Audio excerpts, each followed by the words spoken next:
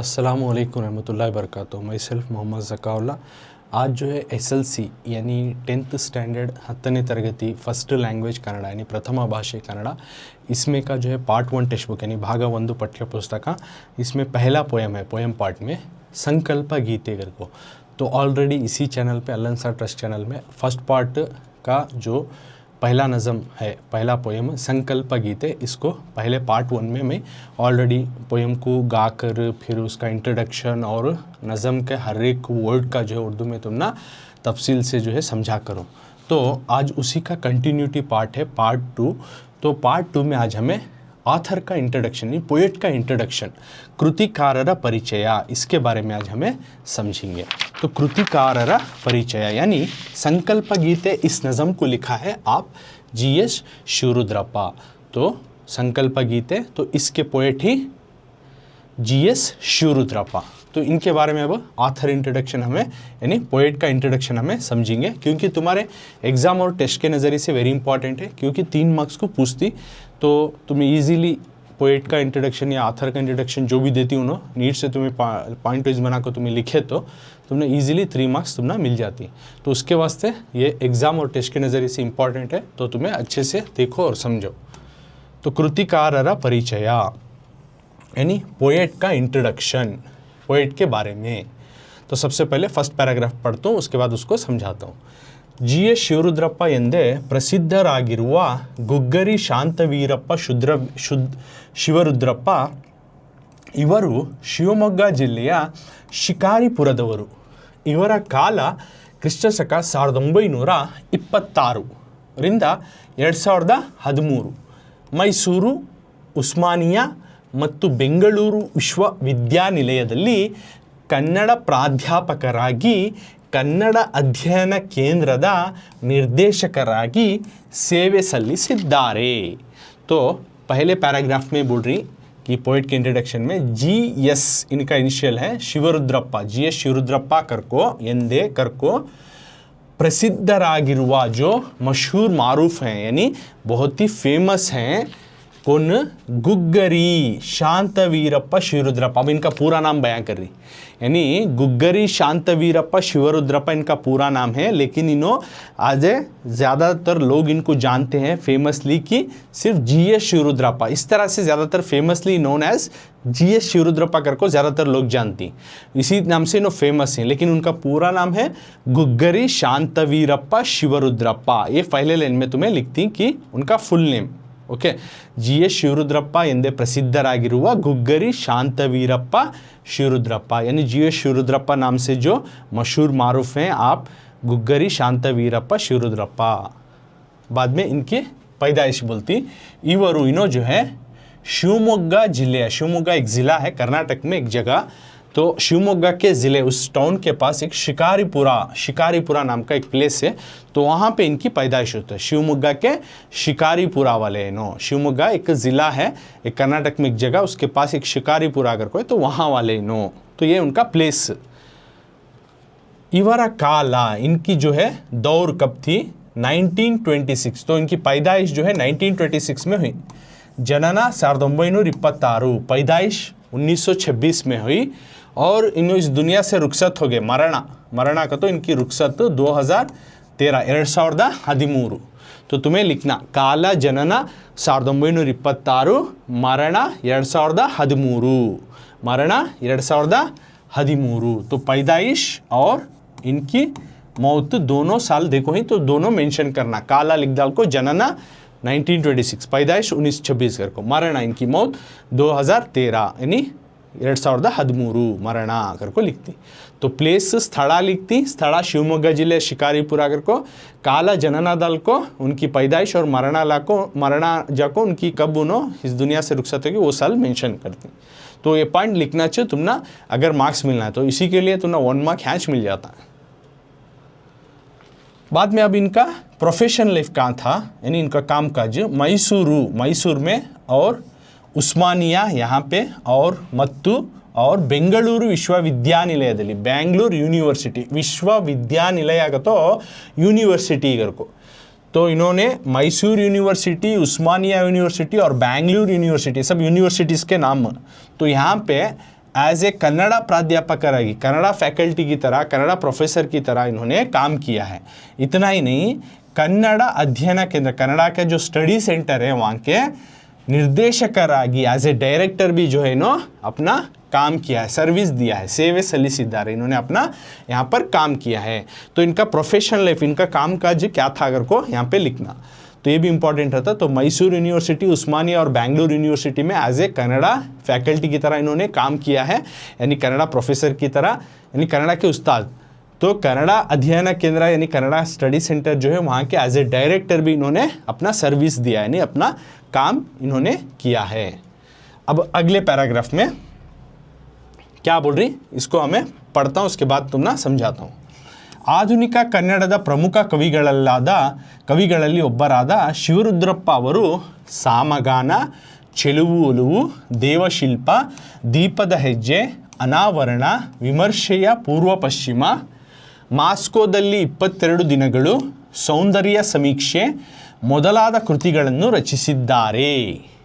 तो second paragraph में इनके लिखे गए किताबों के नाम जो है मेंशन किया गया है। तो ये भी लिखना, कृतिगढ़ करकोदाल को, ये भी इंपॉर्टेंट रहता है। आतर इंट्रोडक्शन में कभी भी उनकी पैदाइश कहाँ हुई, कब हुई और उनकी मौत कब हुई और उनकी किताबें, ये सब मेंशन करना, इंपॉर्टेंट पॉइंट्स। तो ये सब रहते हैं, मार्क्स मिलते हैं। तो आधुनिका यानी मॉडर्न की जो कन्नड़ा है, कन्नड़दा मॉडर्न की जो कन्नड़ा की प्रमुख कविಗಳಲ್ಲಿ इंपॉर्टेंट पोइट में से, यानी खास जो नज़मकार हैं, पोएट हैं, उनमें से एक रखने वाले हैं मोब्बरादा शिवरुद्रप्पा और उनमें से एक है आप शिवरुद्रप्पा। तो इन्होंने सामगाना नाम की किताब, ಚೆಲುವು ಒಲುವು नाम की किताब, देवशिल्प, दीपद ಹೆಜ್ಜೆ, अनावरण नाम की किताब, विमर्शेय पूर्व पश्चिमा नाम की किताब, मास्कोदल्ली 22 दिनಗಳು नाम की किताब और सौंदर्य समीक्षा नाम की किताब। हर कामा के बाद एक एक किताब ख़त्म हुई कर को। तो इतने सारे किताबों को वगैरह वगैरह ಮೊದಲಾದ ಕೃತಿಗಳನ್ನು वगैरह वगैरह किताबों को इन्होंने लिखा है। जो जीव शिवरुद्रप्पा के लिखे गए कृतिಗಳು, इनमें से तुम्हें पूरे नहीं याद हो तो एटलीस्ट एक 4-5 तो भी लिखना, जैसे सामगाना, ಚೆಲುವು ಒಲುವು, देवशिल्प, दीपद ಹೆಜ್ಜೆ, अनावरण, इतना तो भी लिखना तुम्हें। तो कितने हो गए, 4-5 हो गए, 5 तो भी लिखना। तो पूरे याद कर रखे तुम्हें 5 तो भी लिखती हैं एग्जाम या टेस्ट में। तो ये उनके कृतिगढ़ यानी किताबें, जो इनकी लिखी गई किताबें, ये सेकंड पैराग्राफ में इनकी लिखी गई कृतिगढ़ और किताबें समझें। नेक्स्ट अब थर्ड पैराग्राफ पढ़ेंगे, इसमें इनके रिवार्ड्स के बारे में रहता है। तो ಕಾವ್ಯಾರ್ಥ ಚಿಂತನ ಕೃತಿಗೆ ಕೇಂದ್ರ ಸಾಹಿತ್ಯ ಅಕಾಡೆಮಿ ಪ್ರಶಸ್ತಿ ಪಡೆದಿರುವ ಶಿವರುದ್ರಪ್ಪ ಅವರು ಹಂಪಿ ಕನ್ನಡ ವಿಶ್ವವಿದ್ಯಾನಿಲಯದ ನಾಡೋಜ ಪುರಸ್ಕಾರಕ್ಕೆ ಭಾಜನರಾಗಿದ್ದಾರೆ। ಬೆಂಗಳೂರು ಮತ್ತು ಕುವೆಂಪು ವಿಶ್ವವಿದ್ಯಾನಿಲಯಗಳ ಗೌರವ ಡಿಲೀಟ್ ಪದವಿ, ರಾಷ್ಟ್ರಕವಿ ಅಭಿಧಾನ ಮತ್ತು ಪಂಪಾ ಪ್ರಶಸ್ತಿಗೆ ಪಾತ್ರರಾಗಿದ್ದಾರೆ। 1992ರಲ್ಲಿ ದಾವಣಗೆರೆಯಲ್ಲಿ ಸಮಾವೇಶಗೊಂಡ 61ನೇ ಅಖಿಲ ಭಾರತ कन्नड़ साहित्य सम्मेलनದ अध्यक्षरागिद्ದರು। तो इस पैराग्राफ में बोल रही इनकी एक काव्यार्थ चिंतना नाम की किताब लिखो ही कृति के, इनकी वो किताब को केंद्र साहित्य अकादमी प्रशस्ति है, अवार्ड का नाम केंद्र साहित्य अकादमी, ऐसा लिखना तुमने, केंद्र साहित्य अकादमी प्रशस्ति का तो अवार्ड, ये केंद्र साहित्य अकादमी प्रशस्ति नाम की अवार्ड इनको मिली है। पढ़ेदिरुव शिवरुद्रप्पा, इन्होंने शिवरुद्रप्पा जो हैं अवरु इन्हों हम्पी के जो कन्नड़ा विश्वविद्यानिलय, कन्नड़ा की जो यूनिवर्सिटी है, हम्पी की जो कन्नड़ा की यूनिवर्सिटी है, तो वहाँ पे इनको नाडोजा नाम की भी एक अवार्ड पुरस्कार के भाजनरागिद्दारे तो मिली है। तो इनको काव्यार्थ चिंतना नाम की किताब को केंद्र साहित्य अकादमी अवार्ड मिलको है, और हम्पी की जो कन्नड़ा यूनिवर्सिटी है उनको नाडोजा नाम की अवार्ड देखो है। हम्पी की कन्नड़ा यूनिवर्सिटी नाडोजा नाम की अवार्ड, तो 2 अवार्ड के नाम मेंशन करें हैं। केंद्र साहित्य अकादमी प्रशस्ति मिली है, बाद में नाडोजा अवार्ड इनको मिली है। और उतना नहीं, बेंगलुरु ಮತ್ತು कुवेंपु विश्वविद्यानिलय, बेंगलुरु और कुवेंपु की जो यूनिवर्सिटी है, बेंगलुरु यूनिवर्सिटी और कुवेंपु की जो यूनिवर्सिटी है, तो यहाँ से इनको गौरव डिलीट यानी रेस्पेक्टेड डिलीट पदवी जो है, यानी डॉक्टर ऑफ लिटरेचर कर को बोलते हैं डिलीट, तो उस तरह की जो है इनको पदवी, और राष्ट्रकवि अभिधान और राष्ट्रकवि नाम की एक लखब मत्तु और पंपा प्रशस्ति, पंपा नाम की एक अवार्ड है, वो भी इनको मिली है, पात्ररागिद्दारे। तो इतने इनके अवार्ड्स एंड रिवार्ड्स। बाद में 1992 1992 यानी 1992 में दावणಗೆरे में जो हेल्ड हुआ, यानी दावणಗೆरे में एक करे क्या कहते 61ನೇ 61st अखिल भारत कन्नड़ साहित्य सम्मेलन, ये हर साल कन्नड़ साहित्य सम्मेलन अगर को करती, तो 61st अखिल भारत कन्नड़ साहित्य सम्मेलन हुआ कहाँ, दावणಗೆರೆ में, तो 1992 में। तो वहाँ के एज ए अध्यक्ष, एज ए प्रेसिडेंट इनको सेलेक्ट किया गया उस सम्मेलन का। बाद में GS ಶಿವರುದ್ರಪ್ಪ ಅವರು ವಿರಚಿತ ಎದೆ ತುಂಬಿ ಹಾಡಿದೆನು ಕವನ ಸಂಕಲನದಿಂದ संकल्प गीते कविತೆಯನ್ನು ಆಯ್ಕೆ ಮಾಡಿಕೊಳ್ಳಲಾಗಿದೆ। यानी ये जो नज़म है संकल्प गीते, ये इनकी लिखी गई किस किताब से ली गई है, तो वो लिखना, तो वो चीज़ लास्ट में मेंशन कर रही हैं। सर GS ಶಿವರುದ್ರಪ್ಪ उनकी विरचित, उनसे लिखी गई ಎದೆ ತುಂಬಿ ಹಾಡಿದೆನು नाम की एक किताब है। तो उस कवना संकलन, उसकी नज़म किताबों से इस नज़म को, संकल्प गीते नज़म को कविತೆಯನ್ನು चुना गया है, ಆಯ್ಕೆ ಮಾಡಿಕೊಳ್ಳಲಾಗಿದೆ। संकल्प गीते नाम के नज़म को इनकी एदे तुम्बी हाडिदेनु नाम की एक किताब है, जो कि नज़मों की किताब, तो उस नज़मों की किताब से इस संकल्प गीते नज़म को लिया गया है। तो इतने इनके ऑथर इंट्रोडक्शन, इतना इनके बारे में। अब तुम्हें हाईलाइटेड पॉइंट, इतना पूरे पॉइंट याद नहीं हो तो अब मैं जो बताता हूँ उतने पॉइंट्स तो भी तुम्हें लिखना, at least nothing than something marks तो भी तुम्हें मिलना। तो ओके, ऐसा पूरे पॉइंट तुम याद करके लिखे तो अच्छा। तो सबसे पहले कविಯ ಹೆಸರು, तो शॉर्ट में लिख रहा हूँ मैं ಹೆಸರು करको, यानी कविಯ ಹೆಸರು तुम्हें लिख लेती GS ಶಿವರುದ್ರಪ್ಪ,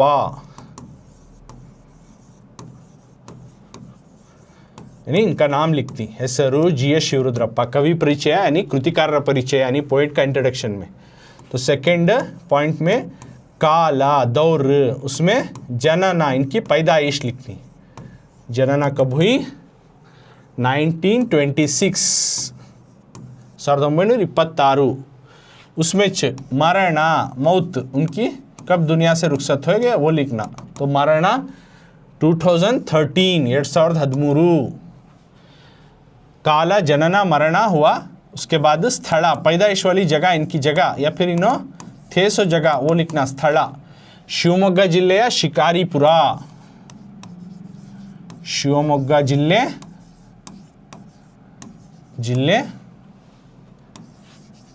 ಶಿಕಾರಿಪುರ, शिवमोग्गा जिले शिकारीपुरा। ओके, तो ये उनका बर्थ प्लेस ही अथेसो जगह। उसके बाद स्थला हुआ कृतिगळु। अब अगर उनके प्रोफेशन सभी याद नहीं रहे तो इतने तो भी पॉइंट लिखना, तुम्हें पूरा याद करने नहीं हुआ तो तब। सामगाना, इनकी किताबें कौन से ही, बहुत सारे हैं नहीं, तो उसमें से एक 4-5 बुक्कान तो भी तुम्हें लिखना। सामगाना, ಒಲವು ಚೆಲುವು ಒಲವು, ಚೆಲುವು ಒಲವು, ಒಲವು ಚೆಲುವು ಒಲವು। बाद में देवशिल्पा,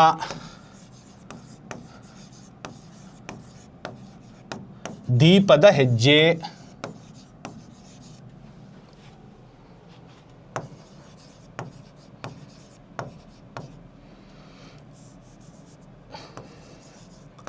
दीपद ಹೆಜ್ಜೆ, अनावरण वगैरह वगैरह, और भी हैं, तुमने याद रहे तो नहीं हो तो इतने तो भी किताबों के नाम लिखना, वगैरह वगैरह मुंतादवु करको डालो।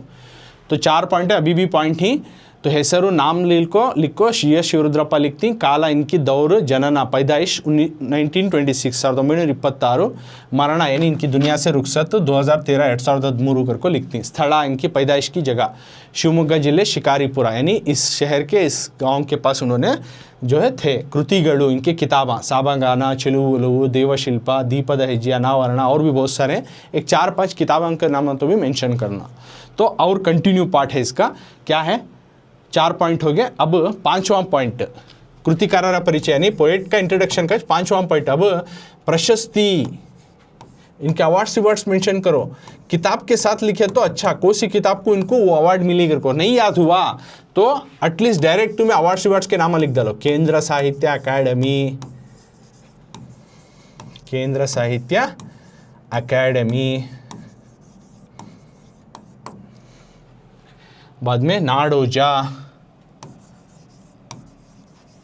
नाडोजा, पंपा प्रशस्ति, कौन से किताब को मिले लिखे तो चलो ठीक है, नहीं याद हुआ तो एटलीस्ट तुम्हें इस तरह से तो भी लिखना।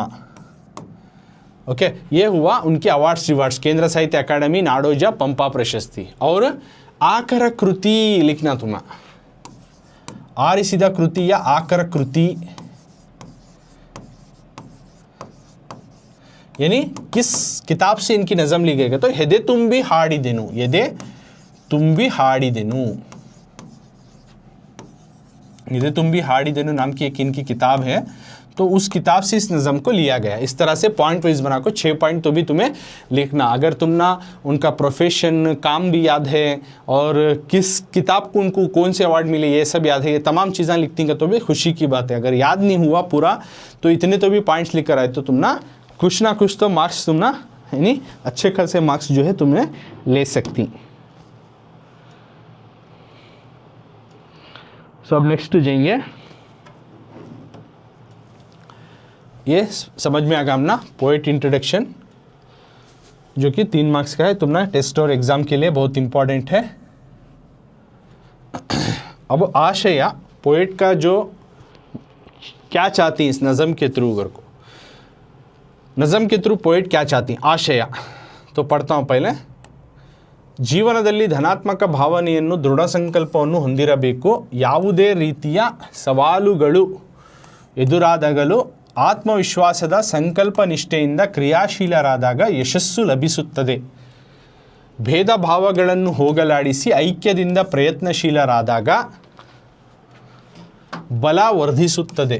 ಭಯ ಮತ್ತು ಅನುಮಾನ ಆವರಿಸಿರುವ ಸಮಾಜವನ್ನು ದೃಢನಿಷ್ಠೆಯಿಂದ ಸ್ವಾಸ್ಥ್ಯದ ನೆಲೆಯಾಗಿಸುವ ಹಣತೆ ಹಚ್ಚಿದಾಗ ಕತ್ತಲೆ ದೂರವಾಗುತ್ತದೆ ಎಂಬುದನ್ನು ಭಾವಗೀತೆಯ ಮೂಲಕ ವ್ಯಕ್ತಗೊಳಿಸುವುದೇ ಈ ಕವನದ ಆಶಯವಾಗಿದೆ. यानी क्या बोल रही, जीवनದಲ್ಲಿ जिंदगी में धनात्मक भावनेಯನ್ನು पॉजिटिव जज्बात को यानी सही जज्बात को और दृढ़ संकल्पವನ್ನು एक डिटर्मिनेशन को हमें रखना ಹೊಂದಿರಬೇಕು. यानी हमें ज़िंदगी में एक पॉजिटिव सोच रखना और एक डिटर्मिनेशन को, एक अज़्म को रखना हमें अपनी ज़िंदगी में, कभी भी अज़्म करना. और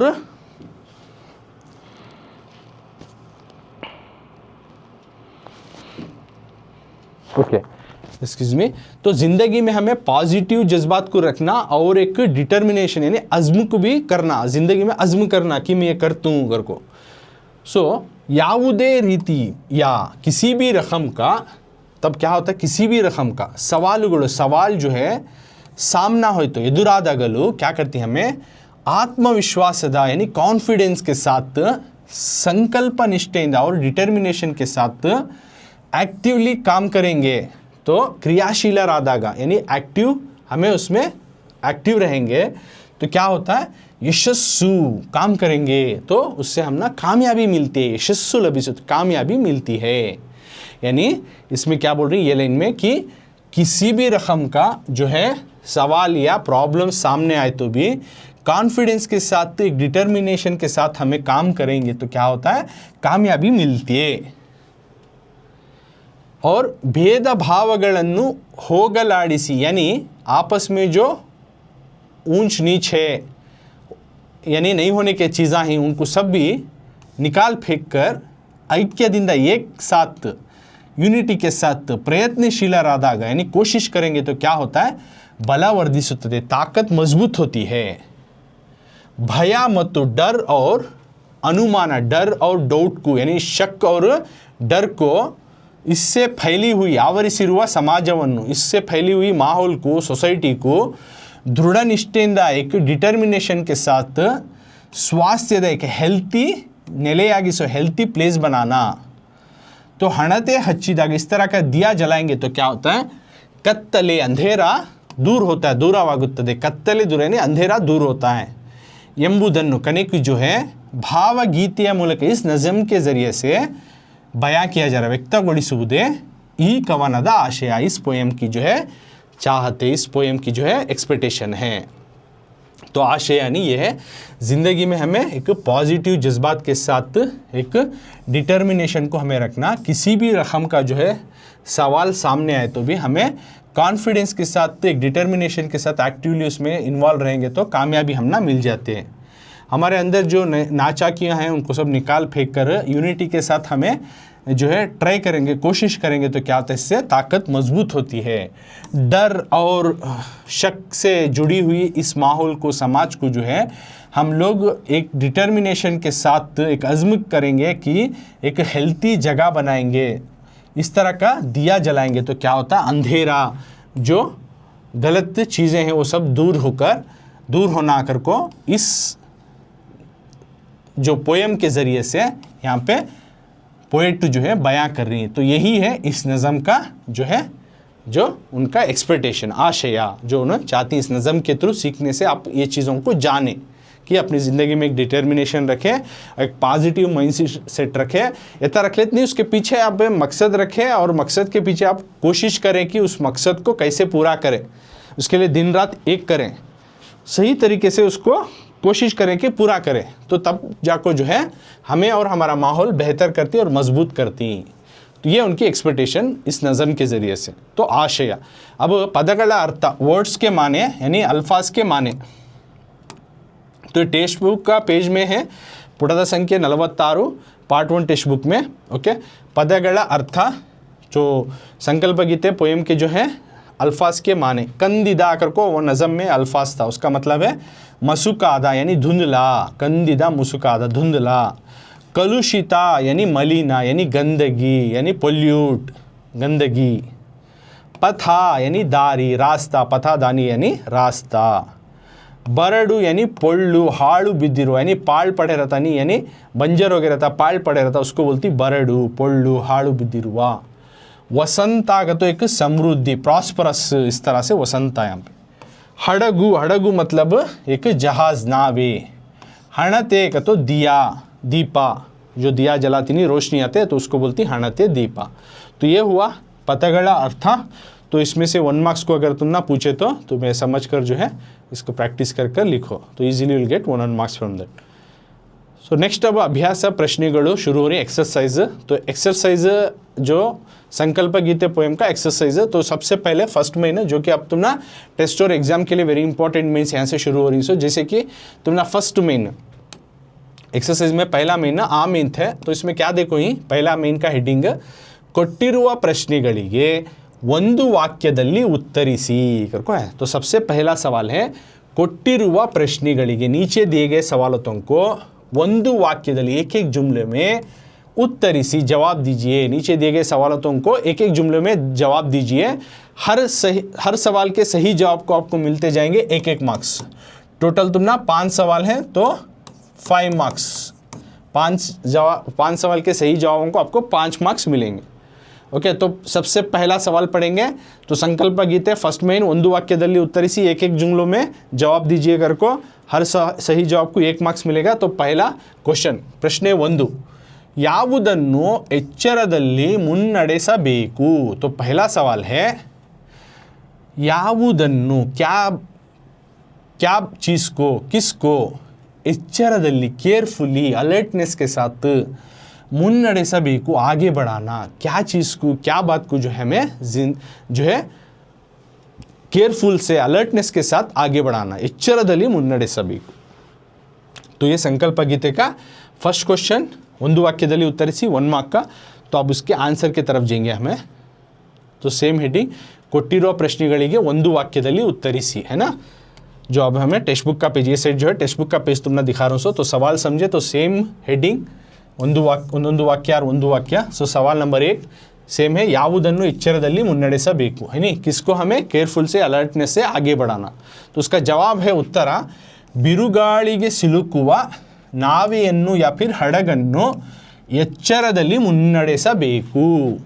तो तुम्हें आंसर में लिखती बिरुगाड़िगे यानी तूफान को या स्टॉर्म को, सिलुकुआ यानी स्टॉर्म या तूफान में जो सपड़ा हुआ या उसमें जो फंस गया है उस जहाज़ को, नावेಯನ್ನು या हड़गನ್ನು, दो भी लिख सकते हैं तुम्हें, हड़गु या नावे। या हड़गु किसको बोल रही, जिंदगी को, यानी प्रॉब्लम से घिरी हुई जिंदगी को, यानी नावेಯನ್ನು ಎಚ್ಚರದಲ್ಲಿ, केयरफुली, अलर्टनेस के साथ हमें आगे बढ़ाना, ಮುನ್ನಡೆಸಬೇಕು।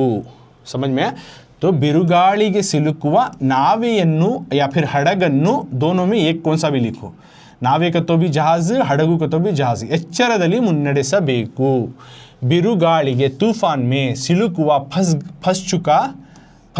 फंस गया ना, उस तरह के जहाज को नाविಯನ್ನು हमें ಎಚ್ಚರದಲ್ಲಿ केयरफुली अलर्टनेस के साथ आगे बढ़ाना, मुन्नಡೆಸಬೇಕು, यानी तूफान में फंसे हुए जहाज को हमें केयरफुली से अलर्टनेस के साथ आगे बढ़ाना, मुन्नಡೆಸಬೇಕು। तो नावे या फिर हड़गु लिखो, दो भी सेम होता है, मतलब जहाज कर को।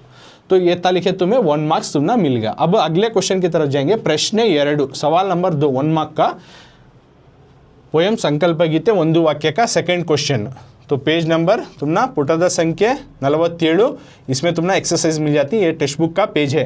तो पार्ट 1 टेक्स्ट बुक पोयम संकल्प गीते, दूसरा क्वेश्चन फर्स्ट में, ನದಿ ಜಲಗಳು ಏನಾಗಿವೆ?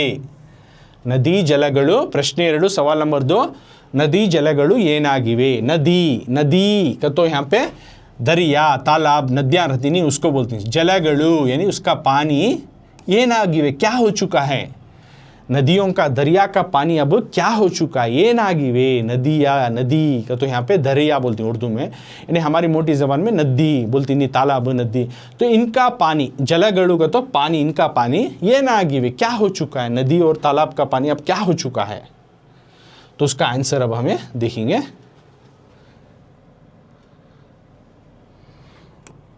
जो टेक्स्ट बुक में हमें देखे वही सवाल है, नदी जलಗಳು ಏನಾಗಿವೆ है। प्रश्न 2 सवाल नंबर 2, नदी जलಗಳು ಏನಾಗಿವೆ। तो उसका जवाब उत्तर है नीचे है, नदी जलಗಳು कलुषितವಾಗಿವೆ, ये है जवाब उत्तर। नदी जलಗಳು, तो जवाब क्या लिखती? नदी जलಗಳು कलुषितವಾಗಿವೆ, यानी नदी का जो जल है, पानी है, वो गंदा हो चुका है, पोल्यूट हो चुका है। कलुषितವಾಗಿವೆ, it's polluted, river water is polluted, गंदा हो चुका है, उसको बोलते हैं कलुषिता, इम्प्योर हो चुका है। तो नदी जलಗಳು ಏನಾಗಿವೆ, खाली ಏನಾಗಿವೆ काट को तुम्हें कलुषितವಾಗಿ एक वर्ड डाल डाले तो होगा, 1 मार्क्स मिल गया तुम्हें। ಏನಾಗಿವೆ, कलुषितವಾಗಿ, नदी का जो पानी है क्या हो चुका है? वो गंदा हो चुका है, पोल्यूट हो चुका है, इम्प्योर हो चुका है। तो 1 मार्क्स मिल गया। प्रश्न 2 हुआ। अब अगले सवाल की तरफ जाएंगे। प्रश्न 3 सवाल नंबर 3 संकल्प गीते का सवाल नंबर 3 प्रश्न 3। ಪ್ರಶ್ನೆ 3, ಯಾವುದಕ್ಕೆ ಮುಂಗಾರಿನ ಮಳೆಯಾಗಬೇಕು? ಪ್ರಶ್ನೆ 3 सवाल नंबर 3, ಯಾವುದಕ್ಕೆ, किसके लिए, ಮುಂಗಾರಿನ, एक किस्म का बारिश बोलिया, ಮುಂಗಾರು, ಹಿಂಗಾರು, ये सभी एक किस्म के रेन के type of rain which falls on India. Okay, तो इंडिया में तुम्हें सोशल स्टडीज़ में स्टडी करें ऑलरेडी, रेन के जो बारिश के अलग अलग किस्में आती हैं, वो उसमें का एक किस्म है ಮುಂಗಾರು ಮಳೆ करके। ओके, तो एक बारिश का एक किस्म, तो ये किसके लिए हमें, ಯಾವುದಕ್ಕೆ, किसके लिए हमें इस किस्म का, ಮುಂಗಾರು का जो है बारिश बनना, ಮುಂಗಾರಿನ ಮಳೆಯಾಗಬೇಕು, इस किस्म का जो बारिश बनना है, ಮುಂಗಾರಿನ ಮಳೆಯಾಗಬೇಕು, किसके लिए, ಯಾವುದಕ್ಕೆ, किसके लिए हमें जो ಮುಂಗಾರು ಮಳೆ किस्म का बारिश है, इस तरह का बारिश बनना, ಮಳೆಯಾಗಬೇಕು, किसके लिए बनना है हम लोग बारिश को, किसके लिए हम लोगों को बारिश की तरह बनना है, ಯಾವುದಕ್ಕೆ। तो यह है क्वेश्चन, टेक्स्ट बुक का पेज हमें देखिए। अब उसी का आंसर की तरफ जाएंगे।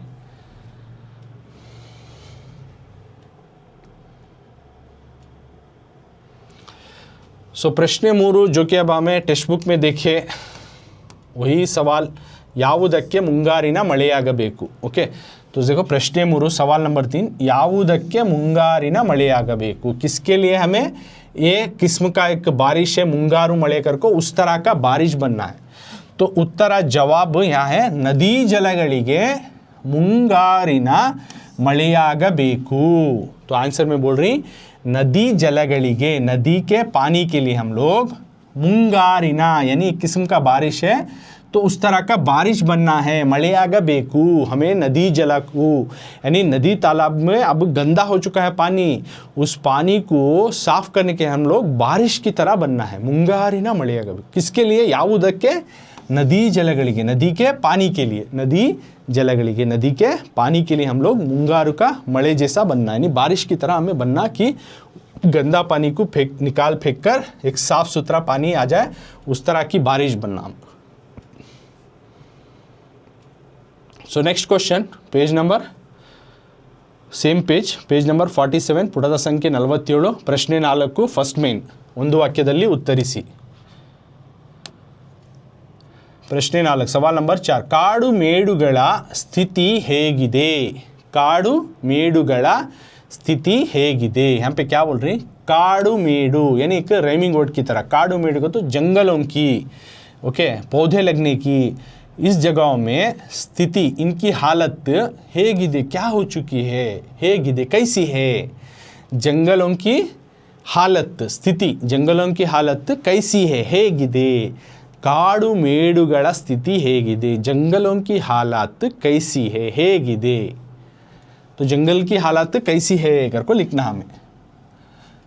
तो ये हुआ टेक्स्ट बुक का पेज का जो है क्वेश्चन देखिए, अब उसका आंसर की तरफ हमें जा रही। तो प्रश्न 4 सवाल नंबर 4 काड़ू मेडुಗಳ स्थिति ಹೇಗಿದೆ same question right, text book का जो क्वेश्चन देखे हमें वही क्वेश्चन है। तो अब उसका जवाब क्या है, उत्तर देखो काड़ू मेडुಗಳ ಸ್ಥಿತಿಯೆಲ್ಲ ಬರಡಾಗಿದೆ। तो ये है जवाब उत्तर काड़ू मेडुಗಳ यानी जंगल का स्थितियೆಲ್ಲ हालात बरड़ागिदे बंजर हो चुका है। तो काड़ू मेडुಗಳ स्थिति बंजर हो चुका है, बरड़ागिदे पोल्लू हो चुका है, बरड़ागिदे वहाँ पे रूखा सूखा हो चुका है। काड़ू मेडुಗಳ ಸ್ಥಿತಿಯೆಲ್ಲ ಹೇಗಿದೆ तो सेम वर्ड डाल को ಹೇಗಿದೆ काड़ को तुम्हें बरड़ागिदे डालना बस। काड़ू मेडुಗಳ ಸ್ಥಿತಿಯೆಲ್ಲ बरड़ागिदे ಹೇಗಿದೆ तो बरड़ागिदे जंगल थे वहाँ पे अब जंगल चले गए, अब हम बंजर की हालत है, हर जगह जंगल काट रहा ना इंसान अपने फ़ायदे के लिए है ना। अब जंगल नहीं तो क्या होता है रूखा सूखा हो जाता है, तो उस तरह की हालत होगी बरड़ागिदे। तो 1 मार्क्स का 4th क्वेश्चन अब समझे। अब नेक्स्ट क्वेश्चन की तरफ जाएंगे।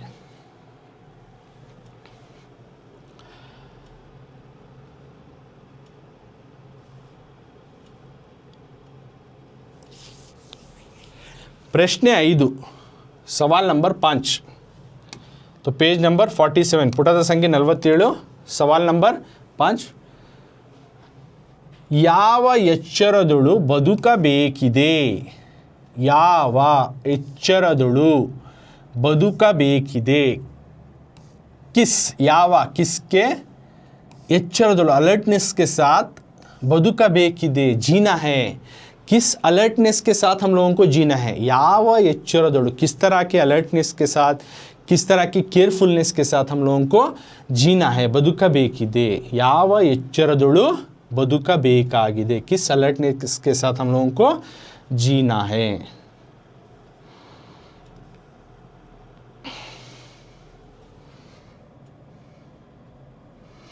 सो प्रश्न 5 सवाल नंबर 5 सेम क्वेश्चन जो हमें क्वेश्चन में देखे याव एच्चरदुलु बदुकबेकिदे किस अलर्टनेस के साथ, किस केयरफुलनेस के साथ हम लोगों को जीना है।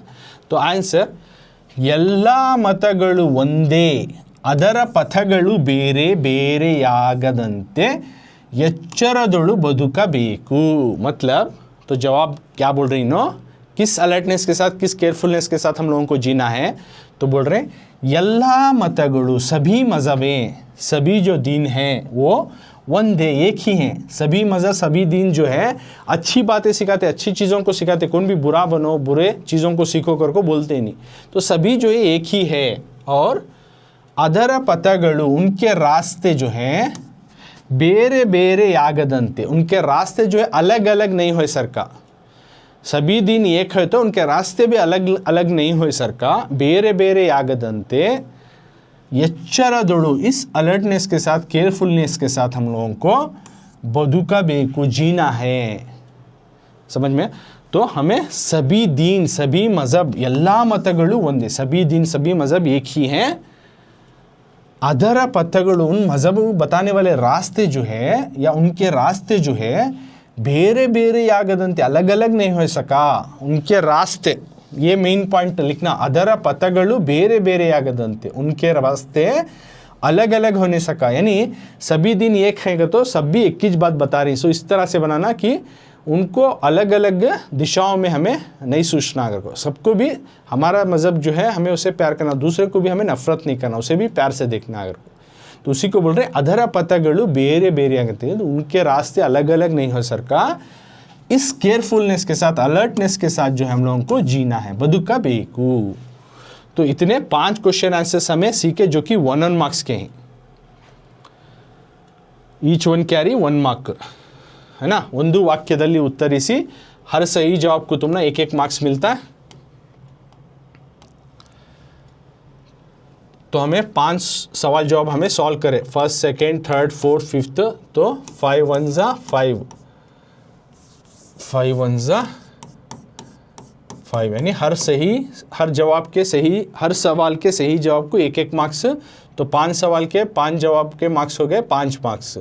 तो ಒಂದು वाक्य का तो कभी भी याद रख लो, ये 1-1 मार्क्स को पूछती सो तुम्हारे एनुअल एग्जाम के पेपर में भी ये मेन आता ಒಂದು वाक्यದಲ್ಲಿ उत्तरिसी करको, ओके। और तुम ना टेस्ट में भी इसके ऊपर सवाल दे सकती, तो उसके वास्ते वेरी इंपॉर्टेंट मीन है तुम्हें प्रिपेयर होना।